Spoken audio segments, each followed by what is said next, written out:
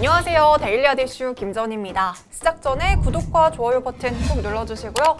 그럼 1월 19일 데일리아드 이슈 시작하겠습니다. 먼저 국내외 크고 작은 이슈를 알아보는 오늘의 테마 스케줄입니다. 먼저 첫 번째 스케줄은 KTX에서 설 명절 승차권 예매가 시작됩니다.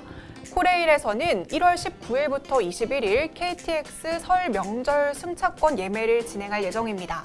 코로나19 확산 방지를 위해 올해 설 승차권은 작년 추석 때와 마찬가지로 온라인과 전화 접수 등 100% 비대면 방식으로 사전 판매를 하고요. 승객 간의 거리 두기를 위해 창측 좌석만 발매하고 KTX 4인 동반석은 1석만 판매할 예정입니다. 두 번째 스케줄은 모비릭스의 공모청약입니다.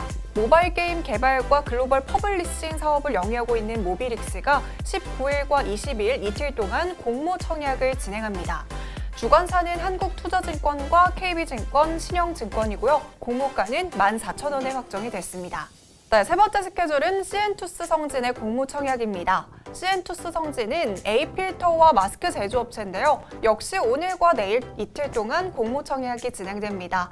주관사는 미래에셋대우이고요. 공모가는 32,000원입니다. 지금까지 오늘의 테마 스케줄이었습니다. 오늘 국내 증시는 코스피가 소폭 하락하면서 출발했습니다. 3,200선까지 치솟았던 코스피 지수가 최근 3,010선까지 밀려나면서 조정이 본격화하는 것이 아니냐라는 우려가 나오고 있습니다. 하지만 KTB투자증권에서는 조정 위험이 확산되거나 추세적인 변곡점이 형성되기보다는 기간 조정을 거친 뒤에 재상승할 가능성이 높다고 전망하고 있습니다. 다만 1차 지지선은 2,950선으로 이 2,950선을 기준으로 매수 가담을 고려할 필요가 있다는 것을 조언하고 있습니다. 그럼 자세한 장마감 지수는 화면으로 살펴보시죠.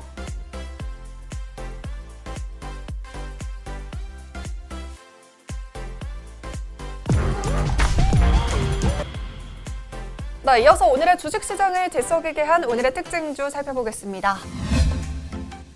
먼저 첫 번째 특징주는 키다리 스튜디오입니다.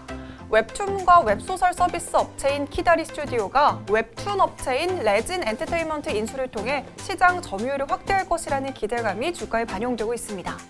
키다리 스튜디오는 연간 80여 편의 웹툰을 제작해서 자체 플랫폼인 카카오와 네이버, 레진 등 플랫폼에 유통을 하고 있습니다. 여기에 키다리 스튜디오는 지난달 14일 레진 엔터테인먼트를 주식 교환을 통해서 자회사로 편입을 했는데요. 레진 엔터테인먼트 1주당 키다리 스튜디오 3.86주의 비율로 교환을 마치면 키다리 스튜디오는 레진 엔터테인먼트를 100% 자회사로 보유하게 됩니다. 이번 인수를 통해서 키다리 스튜디오가 한국과 일본, 북미, 유럽 시장의 3위 웹툰 사업자로 도약할 것으로 전망하고 있습니다. 특히 코로나19 확산을 기점으로 웹툰과 웹소설 시장 성장은 국내를 넘어서 해외에서도 더욱 빨라지고 있습니다. 앞서도 언급한 것처럼 키다리 스튜디오는 한국과 미국, 일본, 유럽에 모두 자체 플랫폼을 보유하고 있는 만큼 글로벌 웹툰, 웹소설 시장의 본격적인 수혜가 기대되고 있습니다. 두 번째 특징주는 머큐리입니다. 이 머큐리가 장중에 11% 넘는 급등세를 보였습니다. 와이파이 수요 증가에 따른 와이파이 증폭기 매출 확대 전망이 주가에 긍정적인 영향을 미치고 있습니다. 머큐리는 지난해 3분기부터 KT향으로 와이파이 6 AP 초도 물량 출하를 시작했고요. 4분기부터는 출하 확대가 본격화됐습니다. 지난해 하반기 매출은 562억 원 가운데 약 180억 원이 와이파이 6 AP 제품에서 발생한 것으로 예상되는 가운데 2021년부터는 와이파이 6 AP가 차지하는 매출 비중이 50% 이상 차지할 것으로 전망되고 있습니다. 코로나19로 재택근무와 온라인 교육 등과 같은 트래픽이 급격하게 증가하면서 이 가정 내의 와이파이 환경이 한층 더 중요해진 가운데 통신사들은 와이파이 환경을 구축하는 데 힘을 쓰고 있습니다. 이만큼 많은 수혜가 예상되고 있습니다. 더불어서 LG U+가 국내 최초로 미국의 디즈니 OTT 서비스인 디즈니 플러스를 서비스할 것으로 알려졌습니다. 머큐리는 LG U+ 사물 인터넷 사업에 참여해서 AI 리모컨 허브를 공급하고 있어서 디즈니 관련주로도 함께 분류가 되고 있습니다. 세 번째 특징주는 메디톡스입니다. 이 메디톡스가 대전 식약처로부터 이노톡스의 허가 취소와 회수 폐기 명령을 받았다는 소식에 주가의 급락세를 보였습니다.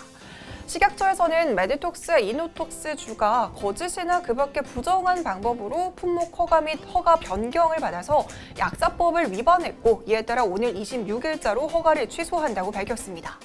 식약처는 품목 허가가 취소된 의약품이 사용되지 않도록 이 메디톡스의 유통 중인 의약품을 회수하고 폐기할 것을 명령했고요.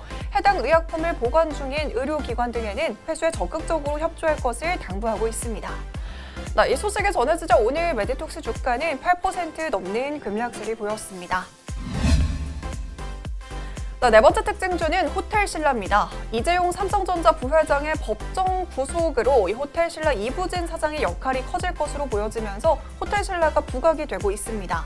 어제 이 부회장은 뇌물 공여 등의 혐의로 징역 2년 6개월을 선고받고 구치소에 수감이 됐습니다.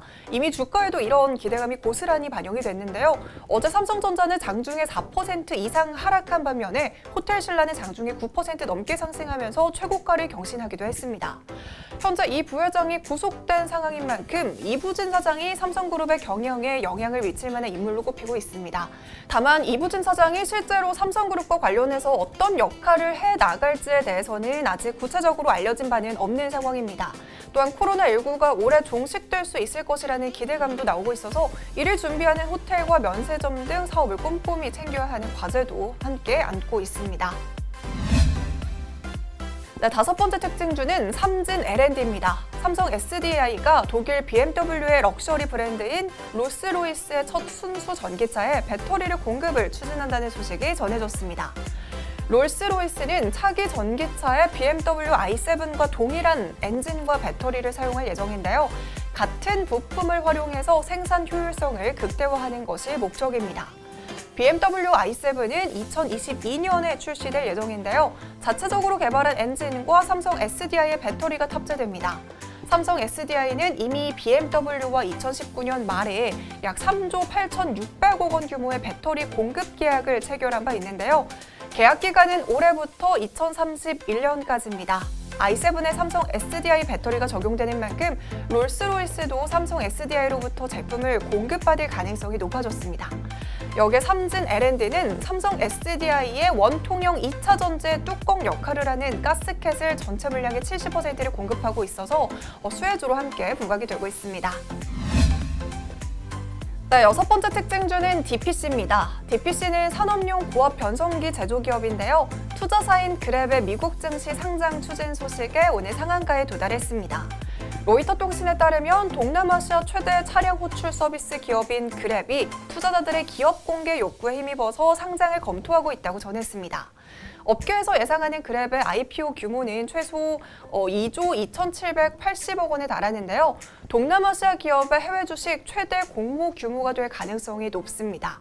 비록 정확한 상장 시기는 아직 결정이 되지 않았지만요. DPC의 자회사에서 그랩에 2억 달러를 투자하면서 관련주로 분류가 되고 있는 만큼 기대감이 오늘 주가에 고스란히 반영이 되고 있습니다. 그럼 본격적으로 오늘의 핫 이슈 알아보겠습니다. 오늘의 이슈는 한국파마 벌써 5거래일 연속으로 상한가입니다. 최근 한국파마에서 코로나19 치료제 임상 이상 완료 소식이 전해졌습니다. 지난 12일 한국파마는 자체적으로 생산된 코로나19 치료제가 경희대와 벤처제약사 제넨셀이 인도에서 진행한 코로나19 신약 치료제 개발을 위한 임상 이상이 완료됐다고 밝혔습니다. 임상 결과 코로나19 경증과 중증도 환자들을 치료제 투약 6일 만에 95%가 회복될 정도로 높은 효과를 입증했습니다. 이 소식이 전해진 12일을 기점으로 한국파마는 5거래일 연속으로 상한가 행진을 이어가고 있습니다. 12일에 2만 원대였던 주가는 오늘 9만 1,000원까지 올랐습니다. 현재 한국파마는 투자 경고 종목으로 지정이 된 상태고요. 내일 하루 동안은 매매가 정지될 예정입니다.